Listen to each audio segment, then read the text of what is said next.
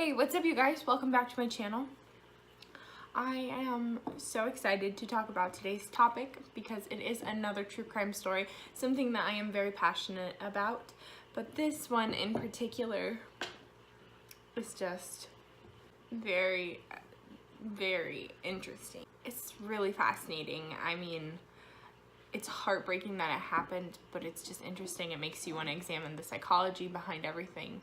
But instead of doing a get ready with me while I talk about this, I'm just gonna talk about it because this is gonna be a long video. So let's jump right in. Today we are talking about Jim Jones and the Jonestown murders. It's interesting because a lot of younger people don't know this happened, but it's such a huge deal.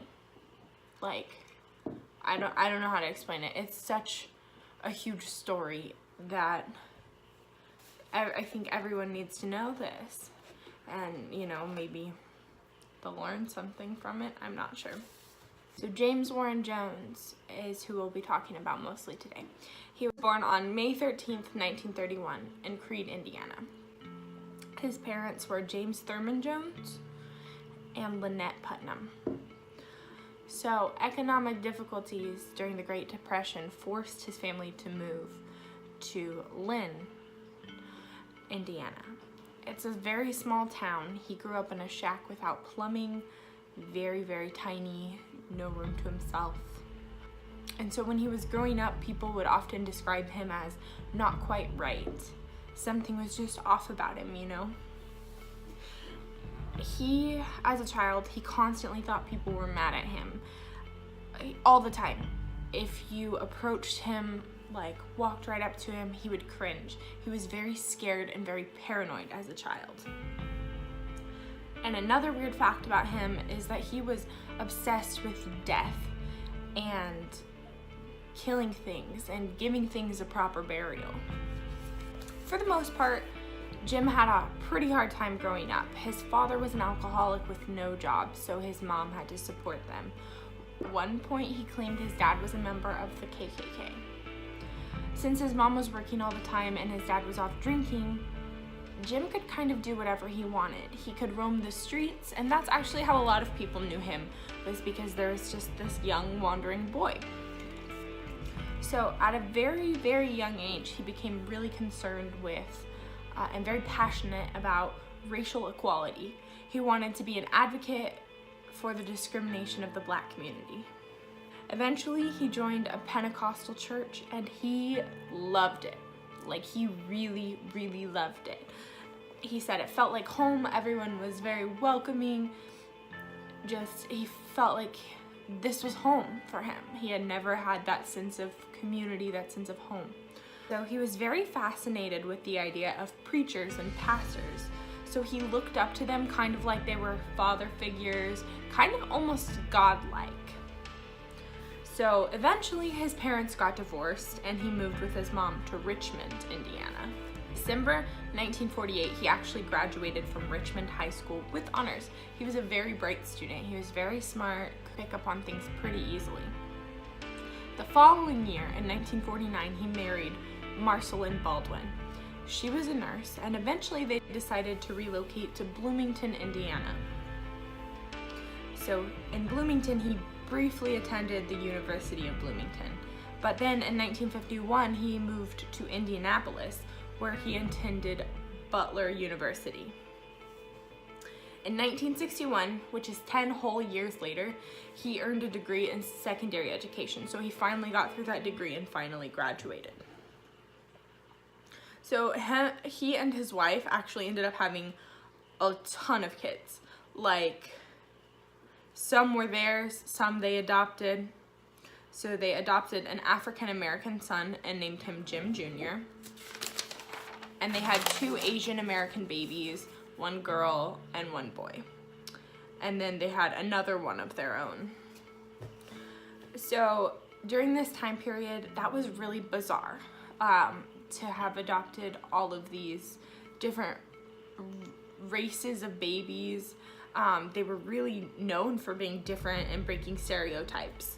Eventually, they were known as a rainbow family, which is honestly kind of disgusting. Like, that is a very disrespectful term, but that's what they were called. It was really out of the norm back then, like I said.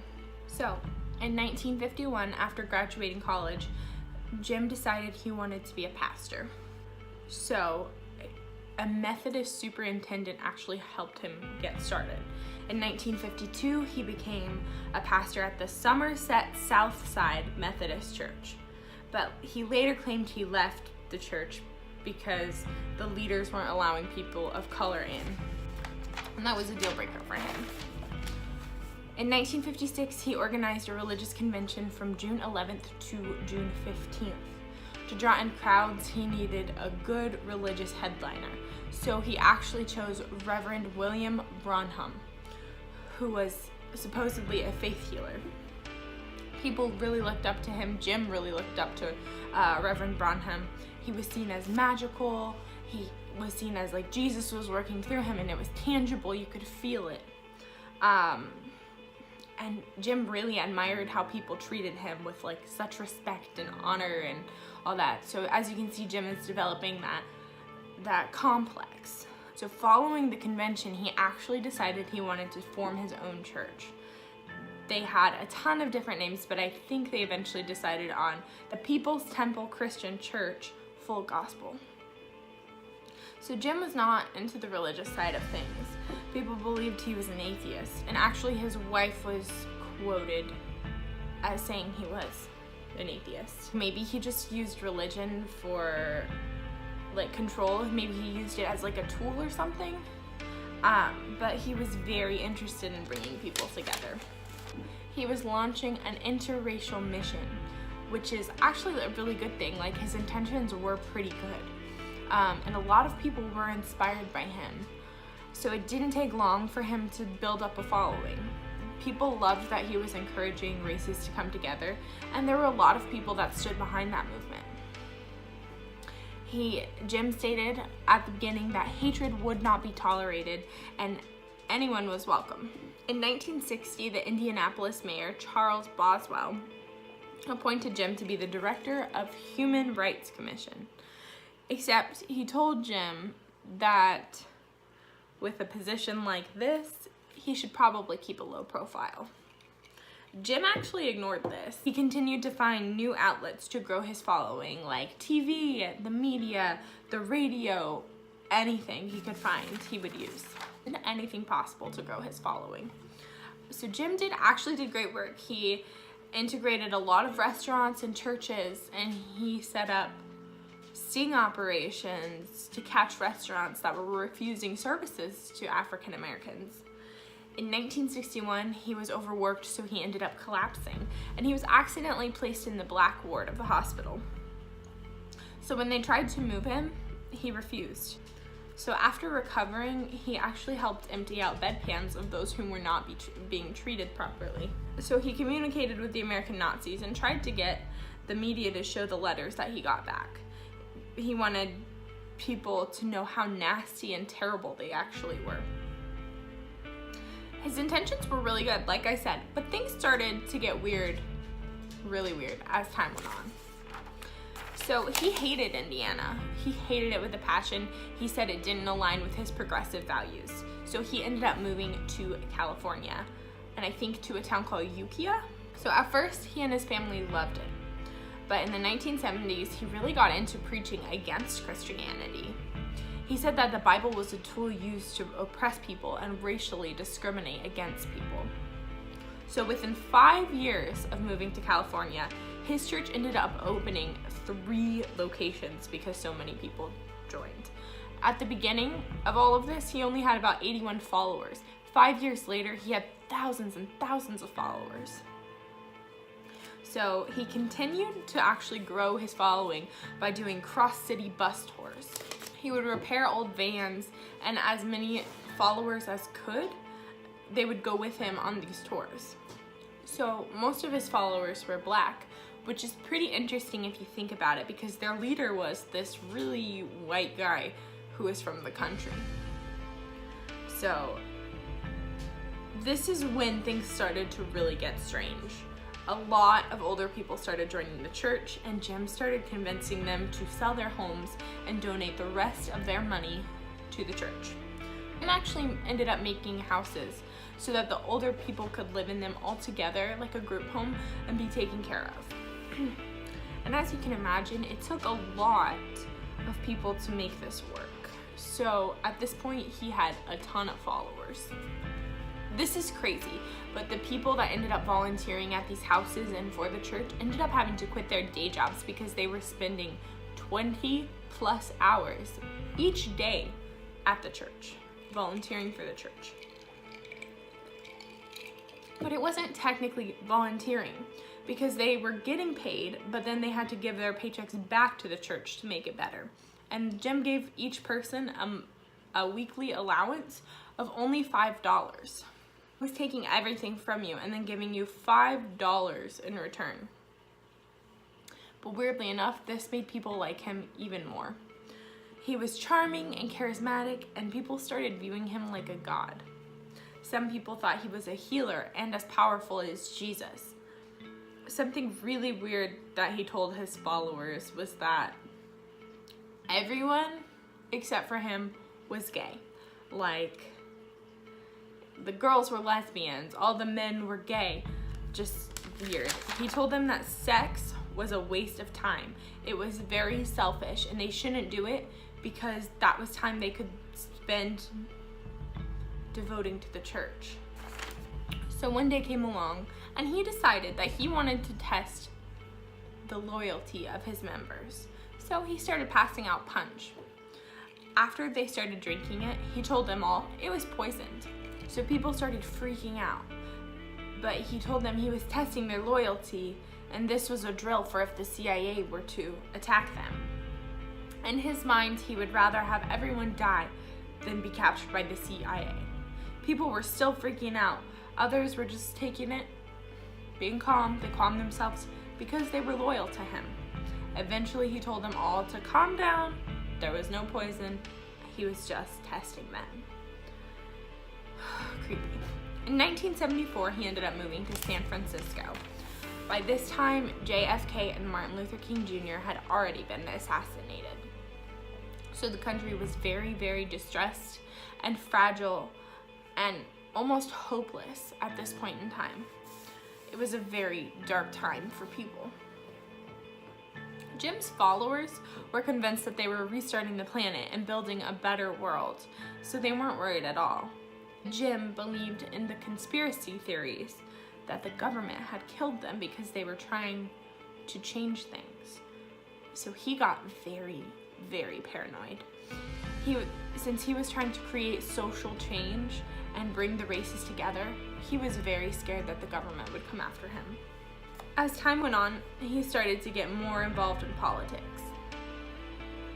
He was actually influencing elections, and he eventually started receiving threats. So on top of being already paranoid, he was receiving threats. So that just escalated everything. And at this point, he started taking drugs. He claimed that he was having issues with his kidneys and that he was self-medicating. Later, one of the members of the People's Temple felt that the church was going in the wrong direction, and Jim was kind of losing it. She started working on getting an article published about what was really going on in the church, and she wanted to expose them. She really wanted there to be an investigation. Once news got back to Jim that this article was going to be published, he decided to move everyone and the whole People's Temple Church to Guyana. So in December of 1975, Jim and 90 other members flew to Guyana to start a new community. They were out in the jungle in the middle of nowhere where they wanted to build this utopian-like society. He decided to build a communist, everyone takes care of each other, hippie society. He was fed up with the regulations of the government and he wanted to be free from it all. After the first group went down, they sent video back to the other members about how great things were, how they had it made down there, how everything was set up, and everyone should come join them. At that point, about 500 people went over to continue building and setting up and expanding. So a lot of people who knew people who were moving down there thought that they were brainwashed by Jim, which, you know, was kind of the truth, like, you know. Eventually, rumors got out that Jim was blackmailing members to stay. He would tell them that they had done illegal things and that if they tried to leave, he would tell the cops. The population of Jonestown grew to just under 900 people at its peak in 1978. It actually was very overcrowded. Jonestown had everything you could ever need. They had a daycare center, a medical center, they had restaurants and stores. Jim provided everyone with food and shelter, and in turn, he pretty much owned you. He made them work crazy hours, and he convinced people the more they worked, the better the church would be. He convinced everyone that he was saving the world. So people would feel guilty if they took too many breaks or if they slept. And as time went on, the mood really started to shift around Jonestown. People were tired and angry, and they wanted to leave, but they were afraid to. And Jim was angry and hostile sometimes. And when he wasn't there, the mood was a lot lighter. People would have fun, they'd dance, they'd play, they'd enjoy themselves. But as soon as he got back, that shifted back to dreary. Jim would also punish people if they broke his rules, like had sex, or if they went off and tried to do their own thing, like tried to get some time to themselves. He would publicly shame, spank, and beat them. Unfortunately, most people were brainwashed into thinking this was okay, and the others were too scared to leave. And I'm sure a lot more happened than what we know, but there was only one reporting that Jim was caught raping a girl on a bus. And when he was caught, he claimed he was doing it for her. It was all for her. In 1977, Jim Stowen, who was an ex-Temple member, created a group called Concerned Relatives Group. It was a group effort to try to help people's family who was still over there, brainwashed, and to try to bring the government's attention to what was going on and get an investigation. Tim actually ended up going to Washington, D.C. to try to get an investigation going. And while Tim was in Washington, D.C., Jim became even more paranoid. At this point, he was most likely using harder drugs. He was very uptight, and his speech began to slur. It changed and slurred, and everyone who knew him was very concerned for him. If anyone tried to leave, he would get extremely, extremely depressed, and he told everyone that people who left were traitors and abandoning him, and he would cut them off and didn't want anything else to do with them. After that article I mentioned earlier was finally published, California Congressman Leo Ryan decided that he wanted to go down to Jonestown to see what was going on.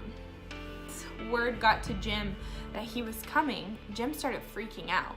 He came up with all of these different scenarios that were going to happen, if he was going to let them in or not. And at one point, he talked about killing the congressman and everyone else that came.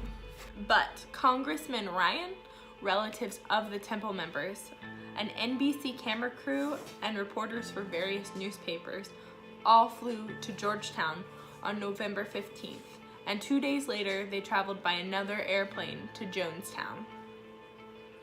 The night they arrived, Jim planned a ceremony to welcome him, and the ceremony was pretty amazing. There was dancing, there were fire dancers, it was pretty cool. Everyone seemed to be in a great mood.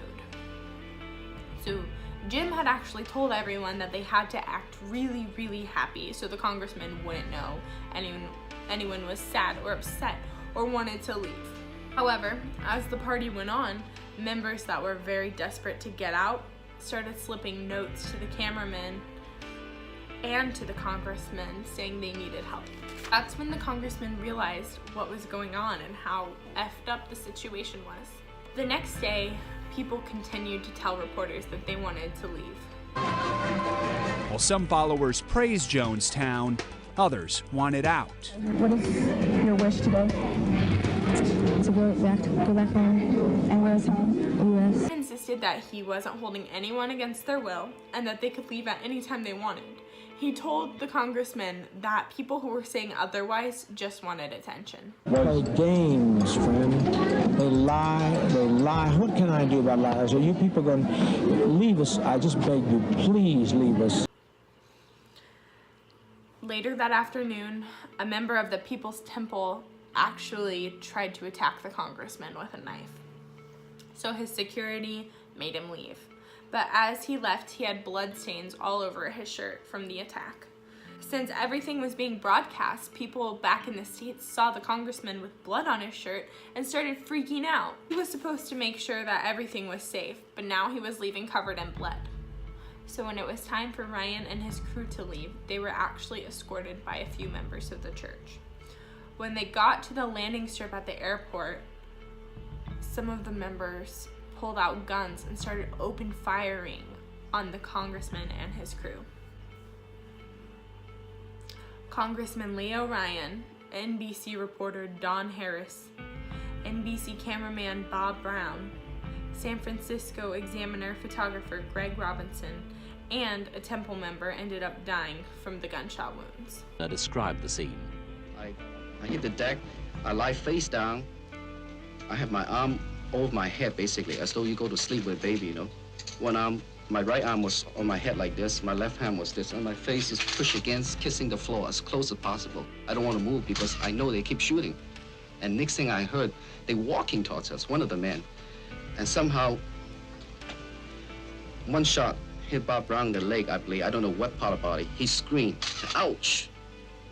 And caused shit or something, I don't know what he did. And next thing I know, the guy came close and blew his brain off. And next thing I know, I say, oh, next one be me who get killed, right? So I just didn't think about it. I just think about my little daughter. The next thing I know, I have tremendous pressure, explosion right next to my head, and my arm just feel like falling apart. But I won't dare to move one single muscle. That saved my life. I guess the real save my life is because my arms is ahead of my head. So the bullet missed the brain and hit my arm instead, and I didn't move, and the blood is all over the place. So they thought I probably dead. Once word got back to Jim about what had happened, he figured he was gonna get in a lot of trouble for everything. People started to rebel and try to leave. Everyone was very upset. But in a last-ditch effort to keep everyone there, Jim made a huge speech saying that the congressman had been shot. He started trying to scare them by saying that the government was coming to kill them all, kill and torture their kids. People were really freaking out. Jim said that the only way to save themselves was by revolutionary suicide. Armed guards ringing the compound, Jim Jones then ordered everyone, adults and children, to drink a mixture of Kool-Aid laced with cyanide. Let's just be done with it. Let's be done with the agony of it. The cries continued. Die with a degree of dignity. Until He ended up making cyanide-laced grape Kool-Aid and serving it to everyone. He said, if we can't live in peace, then we must die in peace. He told everyone that this was their only option, and there was no other way. One of the members actually stood up and tried to convince him otherwise. She said, dying isn't the only option. And she started begging for her children's lives and saying that she just wanted to leave. Please just let them leave. At that point, she was shot by several guards. And people realized that there was no other way out, so they started drinking the Kool-Aid. Some were forcibly injected or forced to drink it.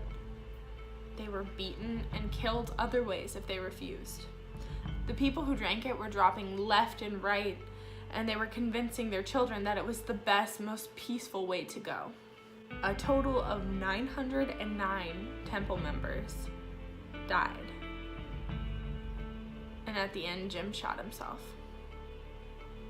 only 5 people ended up escaping into the jungle. One thing that was found was a note that said, "To whoever finds this note, collect all the tapes, all the writing, all the history, the story of this movement, of this action, must be examined over and over. We did not want this kind of ending. We wanted to live, to shine, to bring light to a world that was dying for a little bit of love." There is quiet as we leave this world. The sky is gray. People file by slowly and take the somewhat bitter drink. Many more must drink. A teeny kitten sits next to us, watching. A dog barks. A bird gathers on the telephone wires. Let all the stories of the People's Temple be told. If nobody understands, it matters not. I'm ready to die now. Darkness settles over Jonestown on its last day on Earth. So, this story is very uncomfortable to me. I have goosebumps, but I have actual goosebumps reading that note that he wrote. I hate that many people died and some were forcibly killed over it. But the news coverage was just as brutal as people found out. And people couldn't believe that this had happened.